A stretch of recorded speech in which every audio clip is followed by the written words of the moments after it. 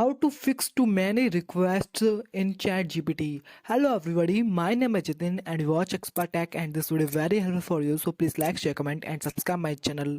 And in this video, how to fix ChatGPT. So first of all, go open AI websites and scroll down, and here you can see status option. Click here because this is method check everything is okay. And next method I say, so wait and go chat gpt website your browser and log in, and not and login click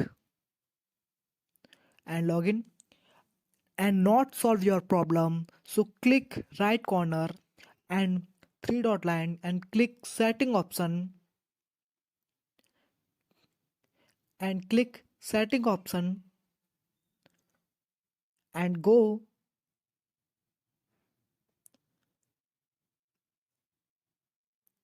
privacy and security. Click here and go clear browsing data and browsing history, cooking and other site data.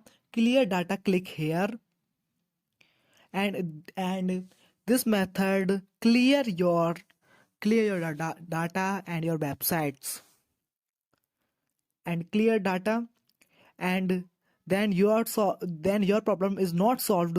So go